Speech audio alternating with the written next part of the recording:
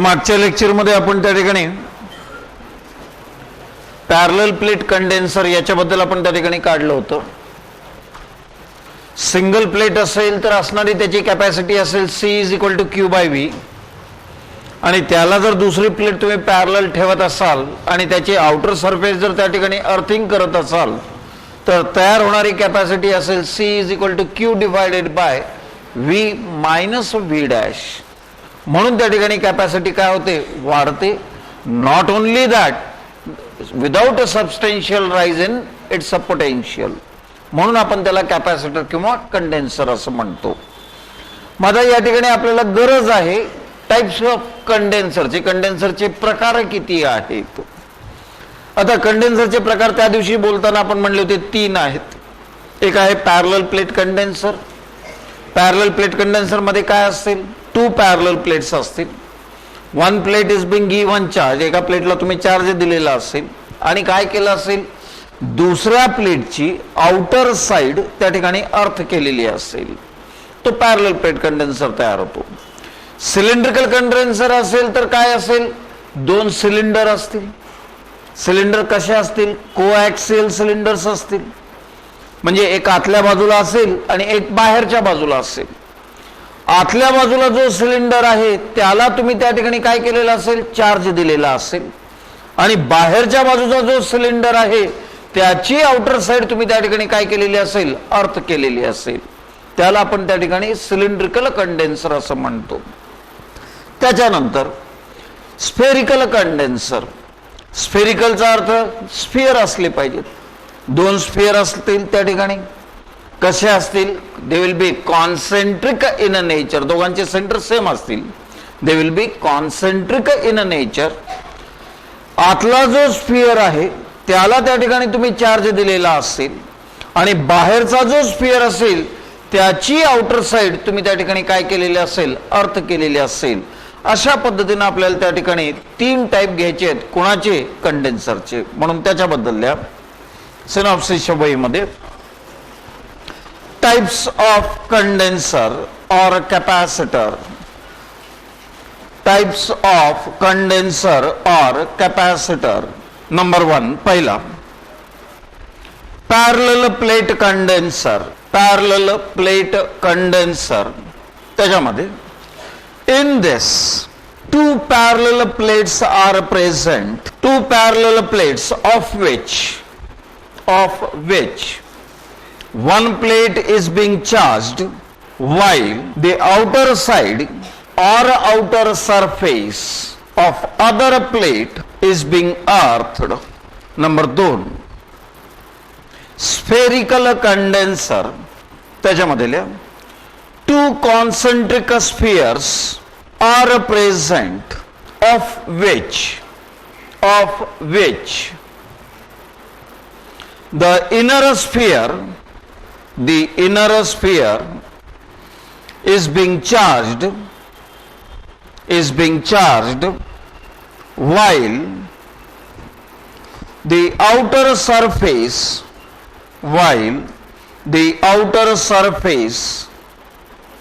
of the outer sphere is being earthed. Number 3 cylindrical condenser.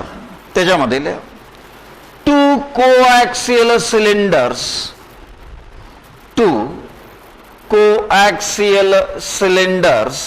are present. 2 coaxial cylinders are present, comma, the inner cylinder is being charged while the outer surface of outer cylinder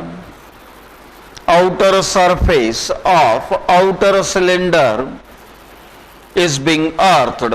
हे झाले types of condenser. किती प्रकारचे, 3 प्रकारचे.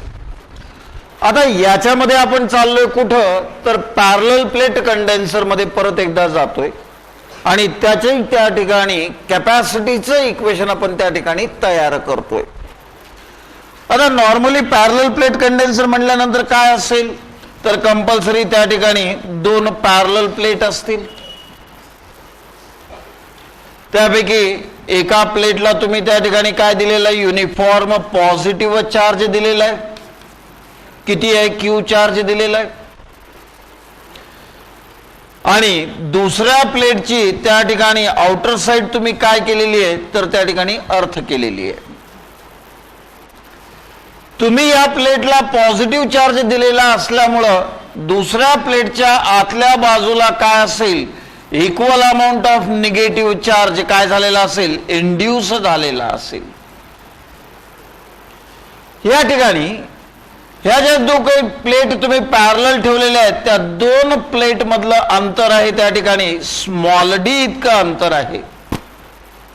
आणि capital A is the area of each plate. दोन्ही प्लेटचा area किती आहे, ए आहे, ज्याच्यावर चार्ज तिथं तयार झालेला आहे. जर या ठिकाणी याचा एरिया जर ए असेल आणि या ठिकाणी जर क्यू चार्ज जर असेल, तर sigma is a surface charge density which is nothing but what, Q by A, किंवा ज्याला आपण चार्ज पर युनिट एरिया असं म्हणतो. सिमिलरली तुमच्या ह्या प्लेटवर देखील equal amount of negative charge generate झालेला आहे. या प्लेटचा जेवढा एरिया ए आहे याचा देखील तेवढाच आहे एरिया ए. मग याची सरफेस चार्ज डेन्सिटी किती असेल, तर याची सरफेस चार्ज डेन्सिटी देखील असेल sigma is equal to Q by A. Positive negative मुळे काही सरफेस चार्ज डेन्सिटीवर फरक पडेल का, नाही. सरफेस चार्ज डेन्सिटी म्हणजे काय, चार्ज पर युनिट एरिया किंवा एका युनिट एरियावर सापडणारा चार्ज. तो पॉझिटिव्ह असेल किंवा निगेटिव्ह असेल, कसंही असेल. आता प्लेट हा शब्द आपण या ठिकाणी वापरतोय.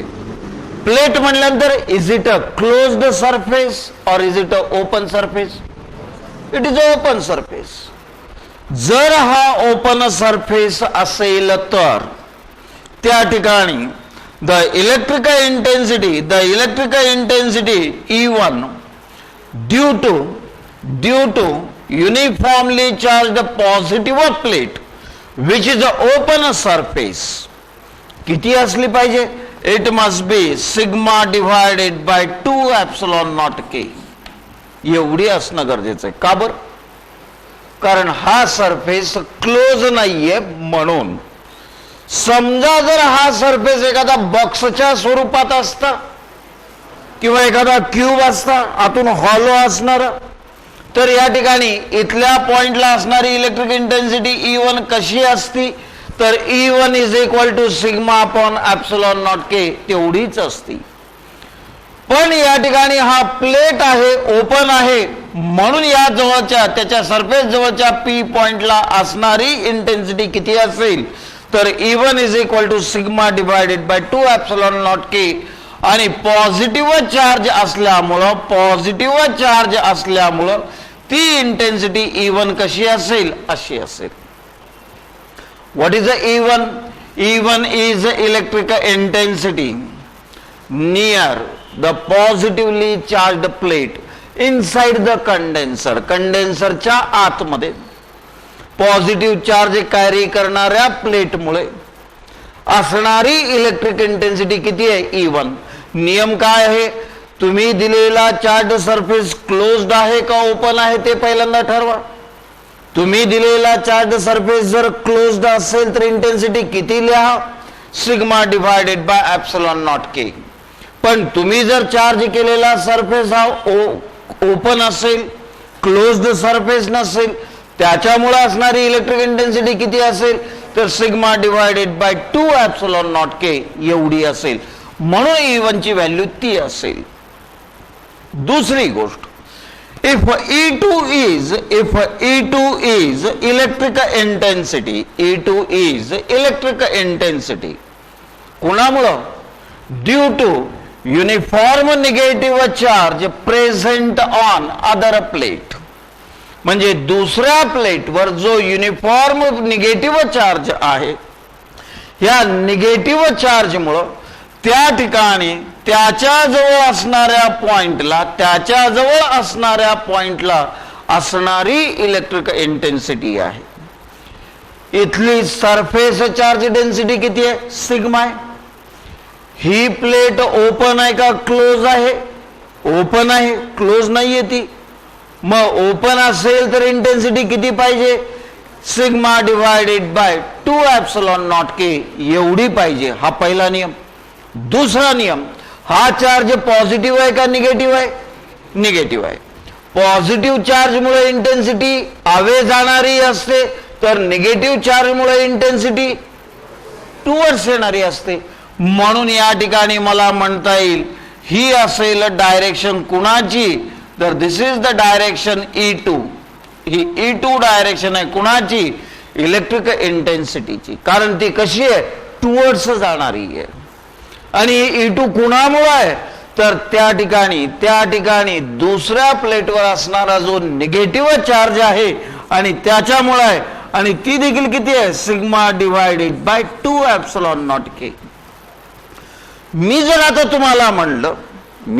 तुम्हाला म्हणलं हा जो काही कंडेन्सर किंवा कॅपॅसिटर या ठिकाणी आहे, याच्या दोन प्लेटच्या मध्ये इलेक्ट्रिक इंटेन्सिटी किती आहे? आता लक्षात घ्या. आता इंटेन्सिटी कोण आहे? It is a vector quantity. Vector क्वांटिटीचा नियम काय? Same direction addition, opposite direction subtraction, आणि काही अँगल करत असतील तर लॉ ऑफ ट्रायंगल और लॉ ऑफ पॅरलेलोग्राम. काय दिसतंय या दोन प्लेटच्या मध्ये? E1 आणि E2 आहेत तिथं. दोघांची डायरेक्शन कशी आहे? सेम आहे. म्हणजे या दोघांचं मला काय करावं लागेल? ऍडिशन करावं लागेल. म्हणजे याचा अर्थ या दोन प्लेटच्या मध्ये असणारी रिझल्टंट इलेक्ट्रिक इंटेन्सिटी E किती असेल? तर that electric intensity E is equal to काय असेल? E1 प्लस E2 एवढी असेल. म्हणजे त्याचा अर्थ sigma upon 2 epsilon naught K plus sigma upon 2 epsilon naught K. म्हणून याचं परत उत्तर काय येतं? Sigma divided by epsilon naught K. आता आलं लक्षामध्ये? ही झाली कोण? इलेक्ट्रिक इंटेन्सिटी ह्या दोन प्लेटच्या मध्ये. आता पुढची गोष्ट, but what is a sigma? Sigma is nothing but Q by A. म्हणजे त्याचा अर्थ मला काय म्हणता येईल? Is equal to Q divided by A epsilon naught K. काही अडचण इथपर्यंत? याला मी या ठिकाणी म्हणतो दिस इज इक्वेशन 1. आणि इक्वेशन कुणाचं आलंय? इलेक्ट्रिक इंटेन्सिटीचं आलंय. आता लक्ष द्या. नॉर्मली इलेक्ट्रिक इंटेन्सिटीचं इक्वेशन असतं E is equal to 1 upon 4 pi epsilon into Q divided by R square. Yes or no? आणि पोटेन्शियलचं इक्वेशन असतं V is equal to 1 upon 4 pi epsilon into Q divided by हे R. आता लक्षात घ्या, याला जर मी या ठिकाणी आर स्क्वेअरला मी या ठिकाणी 1 अपॉन आर असं जर बाजूला घेतलं, काय घडेल? इंटेन्सिटी इज इक्वल टू हा पोर्शन घडेल त्या ठिकाणी V multiplied by 1 upon R असं तयार होईल. म्हणजे याचा अर्थ what is electric intensity? It is nothing but V divided by त्या ठिकाणी प्रेझेंट असणार डिस्टन्स. आता लक्षात घ्या, याच्यावरून आपण पूर्वी लिहिलं होतं V म्हणजे पोटेन्शियल म्हणजे व्होल्ट, आर म्हणजे अंतर म्हणजेच मीटर, म्हणून इंटेन्सिटीचं युनिट आपण त्या ठिकाणी व्होल्ट पर मीटर देखील लिहिलं होतं. आता हीच परिस्थिती आपण इथं अप्लाय करून बघू. ह्या दोन प्लेटच्या मध्ये एवढी इंटेन्सिटी आहे.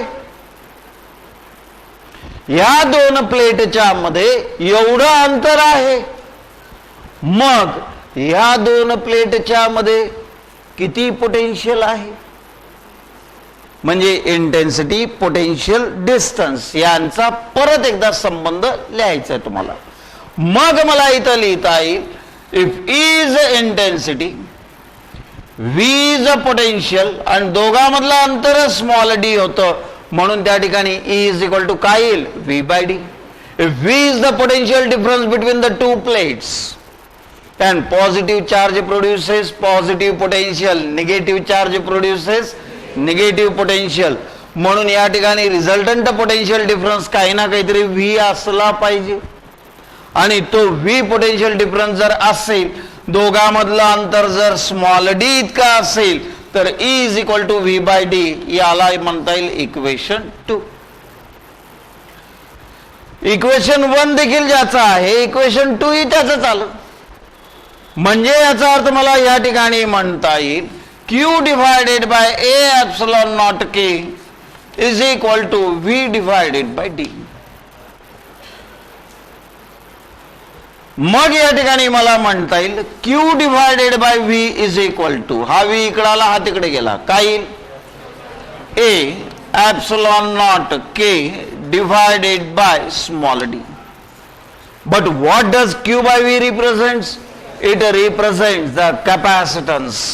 म्हणून the capacitance of parallel plate condenser is C is equal to A epsilon naught K divided by small d. जर या ठिकाणी या दोन प्लेटच्या मध्ये असणारा मीडियम जर एअर असता किंवा व्हॅक्यूम असता, तर K ची किंमत 1 राहिली असती. म्हणजे याचा अर्थ सी एअर ची किंमत त्या ठिकाणी राहिली असती ए epsilon not divided by small D एवढी राहिली असती. आता लक्षात घ्या, सी एअर जर असा असेल तर सी मीडियम कसा असेल, तर C medium is nothing but A epsilon naught K divided by small D. मग जर मी या ठिकाणी या दोघांवरून जर एक गोष्ट विचारली, तर C medium divided by C air is equal to काय लिहिता येईल? हा काय येईल? हे कट झालं, हे कट झालं, मग राहिलं कोण? के. म्हणजे त्याची व्हॅल्यू काय येईल? K. The value of K or dielectric constant is always greater than 1, एकपेक्षा जास्त असते. म्हणजे त्याचा अर्थ कोण मोठा असेल? C medium is always greater than. काही अडचण?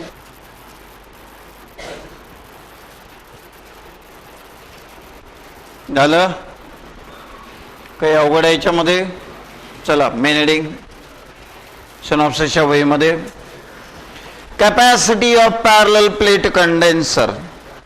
Two parallel plates, each of area capital A, each of area capital A, of which one is given a charge positive Q, of which one is given a positive charge Q, one is given charge positive Q, while the outer surface of other plate, the outer surface of other plate is being earthed. First stop. The distance between the two plates is a small d. The distance between the two plates is a small d. Next point.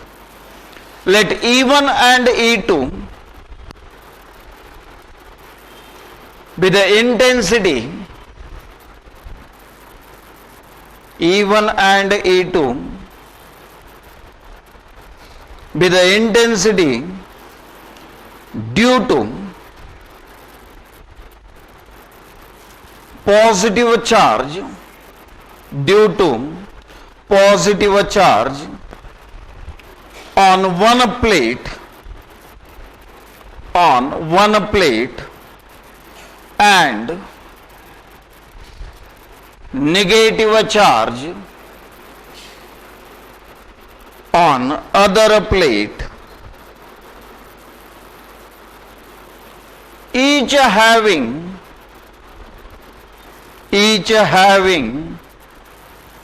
surface charge density sigma is equal to q by a. खालच्या ओळीत E1 is equal to E2 is equal to sigma divided by 2 epsilon naught k. Sigma divided by 2 epsilon naught k. खाली the resultant intensity between the plates is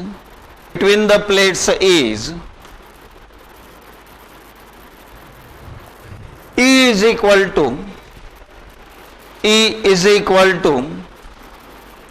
E1 plus E2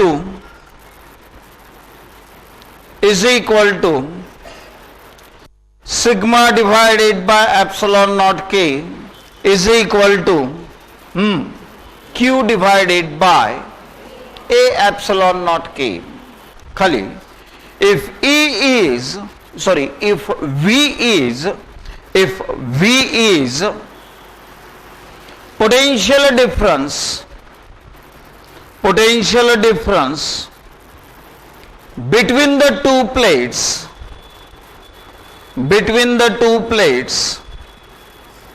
then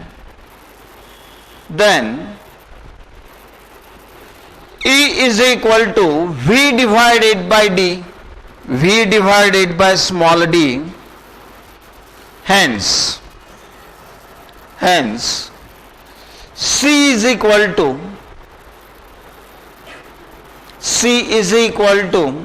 Q by V is equal to A epsilon naught k divided by small d.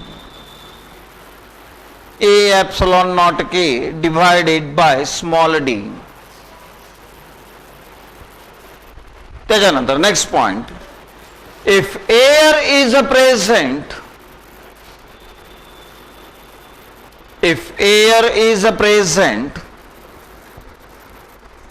between the plates, then C air is equal to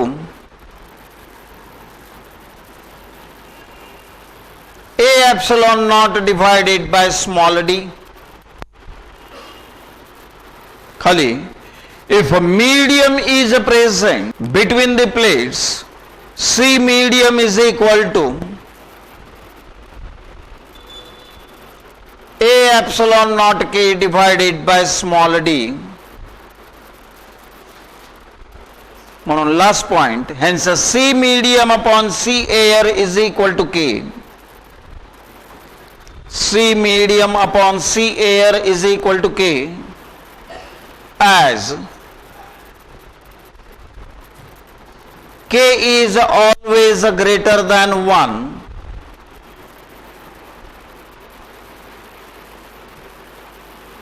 C medium is greater than काय असेल C air. C medium is greater than C air. आता दोन प्लेटच्या मध्ये या ठिकाणी काय आहे तर काही ना काहीतरी इलेक्ट्रिक फील्ड आहे. फील्ड आहे म्हणजे पोटेन्शियल आहे म्हणजे काही ना काहीतरी वर्क केलेलं आहे. तुम्ही वर्क केलेलं आहे म्हणजे ते केलेलं वर्क त्या ठिकाणी काय झालेलं आहे स्टोअर झालेलं आहे. कशाच्या स्वरूपात एनर्जीच्या स्वरूपात. म्हणजे त्या दोन प्लेटच्या मध्ये त्या ठिकाणी इलेक्ट्रिक फील्ड एनर्जी तिथं प्रेझेंट असेल. मग आपण जर सहज विचार या ठिकाणी जर केला, the energy stored inside a condenser किंवा पॅरलल प्लेट कंडेन्सरच्या दोन प्लेटच्या मध्ये जर एनर्जी जर स्टोअर केलेली आहे तर ती किती असेल याचं इक्वेशन जर आपल्याला काढायचं असेल तर ते इक्वेशन आपल्याला कसं काढता येईल याचा आपण विचार करू. पहिला पॉइंट या ठिकाणी घेतोय की मी करतोय काय का हे करत नाही. दोन पॅरलल प्लेट घेतोय. एका प्लेटला मी तसंच ठेवतोय आणि दुसऱ्या प्लेटची आउटर साइड मी त्या ठिकाणी काय करतोय, अर्थ करतोय. दोन प्लेट पॅरलल घेतलेले आहेत, काही केलेलं नाही. एका प्लेटला मी तसंच ठेवलंय, दुसऱ्या प्लेटची मी बाहेरची बाजू काय केली आहे, अर्थिंग केली आहे. ज्या प्लेटला मी अर्थिंग केलेली नाही त्याला मी एकदम चार्ज किंवा असा बंद करून देता येत नाही, हळूहळू द्या, ऍड करावं लागेल. मग मी त्या ठिकाणी सुरुवातीला तर काहीच चार्ज नव्हता, हळूहळू हळू मी काय करायला चालू केलं, त्याच्यावर चार्ज काय करायला चालू केला, ऍड करायला चालू केला.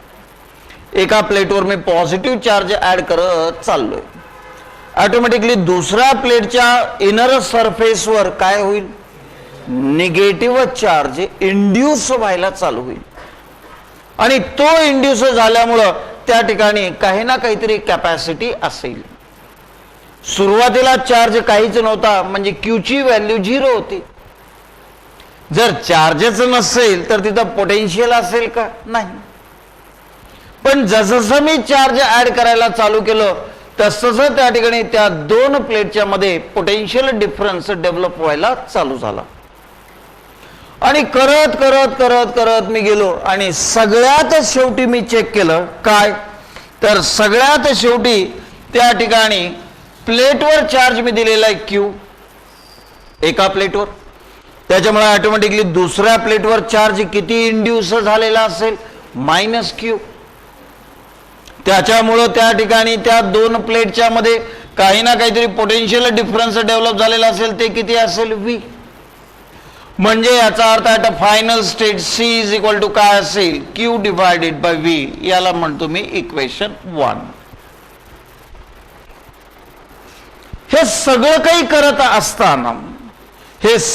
करत असताना कुठली तरी मी त्या ठिकाणी एक इंटरमिजिएट किंवा मधली स्टेज त्याचा विचार करतो. सुरुवातीला तर 0 होता चार्ज, फायनली चार्ज तर काय झाला, कॅपिटल Q होऊन गेला. आणि त्यावेळेस तयार होणारं पोटेन्शियल कॅपिटल V झालं आणि ऑटोमॅटिकली त्याची कॅपॅसिटी, तुमच्या त्या कंडेन्सरची कॅपॅसिटी किती असेल, C is equal to Q by V ही तयार झाली. मी एक इंटरमिजिएट स्टेज त्या ठिकाणी विचार करतोय, मधली स्टेज. ज्या वेळेस मी त्या प्लेटवर फक्त स्मॉल क्यू एवढा चार्ज टाकला होता, स्मॉल क्यू एवढाच चार्ज टाकला होता आणि त्यावेळेस त्या दोन प्लेटच्या मध्ये स्मॉल व्ही एवढंच पोटेन्शियल तयार झालं होतं. आता आलं लक्षात, कारण जसं चार्ज वाढेल तसं कोण वाढेल, पोटेन्शियल वाढणार आहे. म्हणजे याचा अर्थ त्या इन्स्टंटला किंवा त्या अवस्थेला किंवा त्या इंटरमिजिएट स्टेजला असणारी त्या पॅरलल प्लेट कंडेन्सरची कॅपॅसिटी C किती असेल, small Q divided by small V एवढी असेल. आता सगळ्यात इम्पॉर्टंट, सगळ्यात मोठी गोष्ट, हा C आणि हा C सेम आहेत का वेगळे असतील, सेमच असतील. पण हा काय आहे, त्यांच्या प्रोपोर्शनॅलिटी मधला कोण आहे, कॉन्स्टंट आहे तो. It is a non variable for a given condenser. एक तुम्हाला मी जर हातामध्ये कंडेन्सर दिला आणि तुम्हाला सांगितलं की हा 100 मायक्रोफॅरेडचा कंडेन्सर आहे, तुम्ही चार्ज केलेल्या नसलेल्या अवस्थेमध्ये ते 100 मायक्रोफॅरेड नाव आहे त्याचं. थोडा चार्ज जरी दिला तर तेवढंच पोटेन्शियल वाढेल, जेणेकरून Q बाय V ची किंमत परत 100च येईल तुम्हाला. अजून चार्ज दिला त्याच प्रमाणामध्ये पोटेन्शियल त्या ठिकाणी वाढायला चालू होईल आणि परत त्याची कॅपॅसिटी काय राहील, 100 मायक्रोफॅरेडच राहील. म्हणजे C व्हेरिएबल आहे का, इट इज नॉट व्हेरिएबल. मग याच्यावरून मला म्हणता येईल V is equal to Q divided by C. आता लक्ष द्या, ह्या इन्स्टंटला किंवा ह्या इंटरमिजिएट स्टेजला या कंडेन्सरवर मला छोटासा चार्ज ऍड करायचा आहे. आणि किती चार्ज मला ऍड करायचा आहे, त्या ठिकाणी एक DQ चार्ज ऍड करायचा आहे. जुना चार्ज त्या ठिकाणी आहे, नवा चार्ज मी ऍड करतो. जुना चार्ज पॉझिटिव्ह होता, नवाही मी पॉझिटिव्ह टाकायचा प्रयत्न करतोय. तिथं जुना पॉझिटिव्ह चार्ज येणाऱ्या नव्याला काय करेल, अपोज करेल. अपोज करत असताना देखील मला त्याला जबरदस्ती टाकायचंय, म्हणजेच काय करावं लागेल, वर्क डन परफॉर्म करावं लागेल. Try to understand. या इंटरमिजिएट स्टेजला जेव्हा ही अवस्था आहे, जी सिच्युएशन आहे, या सिच्युएशनला if I want to add further charge dq, to add the charge dq I have to perform work. मला तिथं वर्क परफॉर्म करावं लागेल.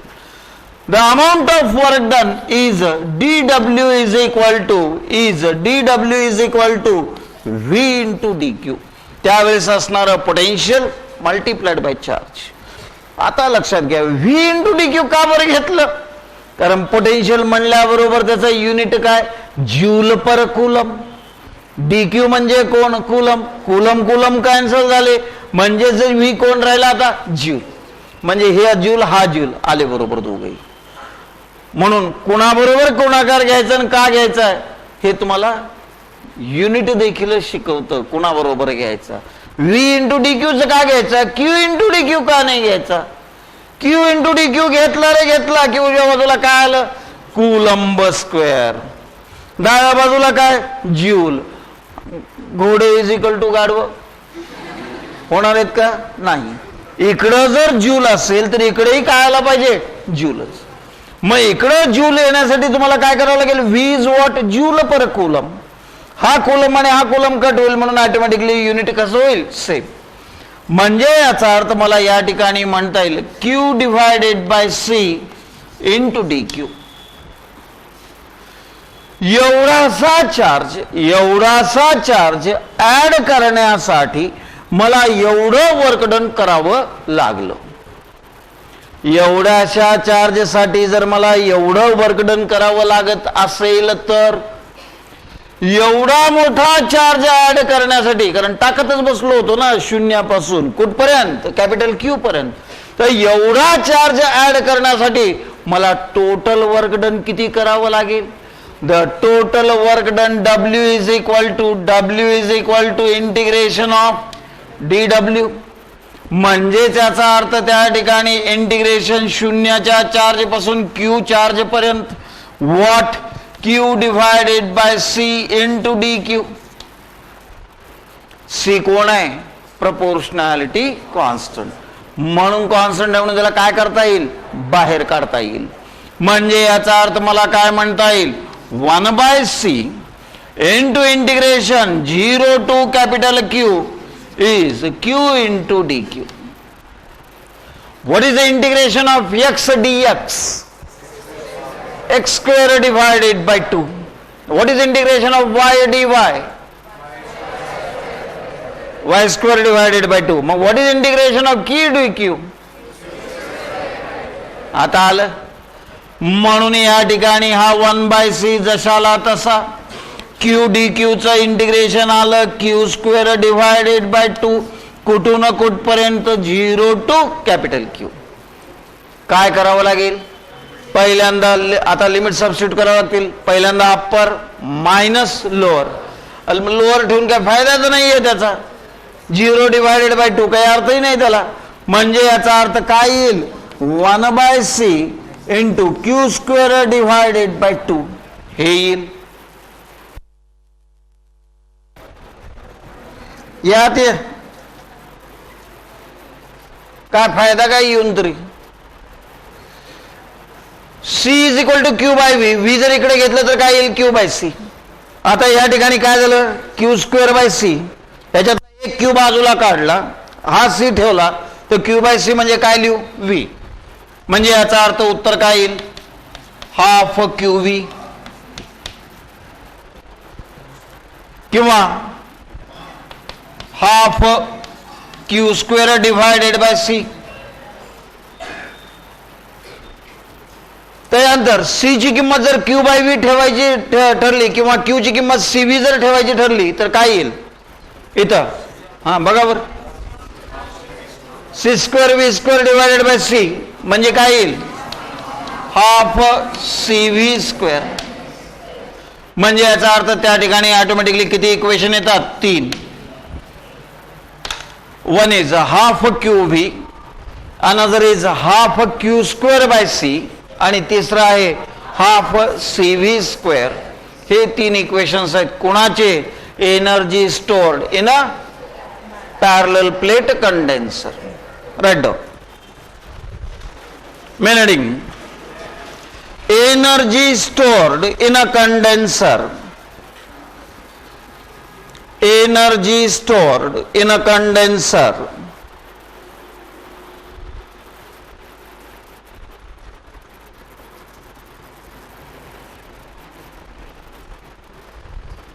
पहला point, condenser is charged gradually.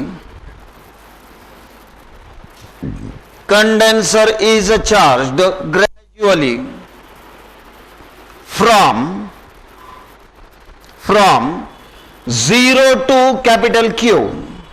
From 0 to capital Q.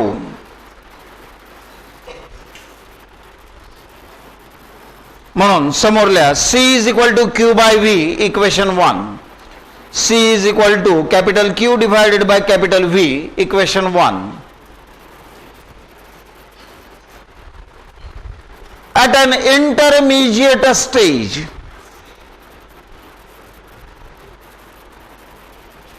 at an intermediate stage,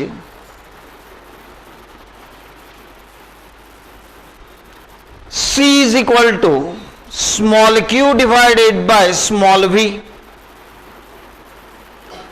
or small v is equal to small q divided by small v is equal to small q divided by c. To add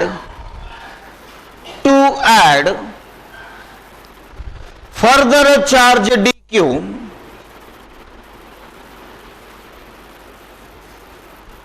to add further charge dq, the work done is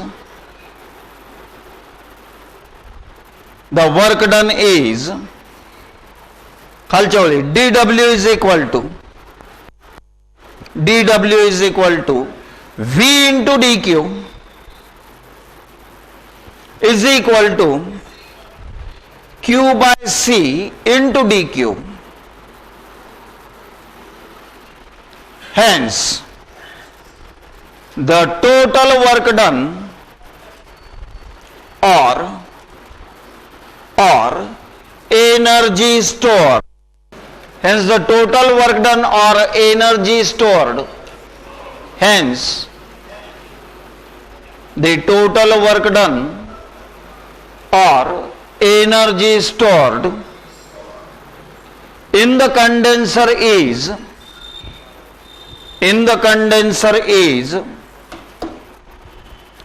चला 3 equation लिहून काढा. Half Q square by C, त्याच्यानंतर half Q V आणि त्याच्यानंतर half C V square. चला हाच point आपण नंतर कंटिन्यू करू.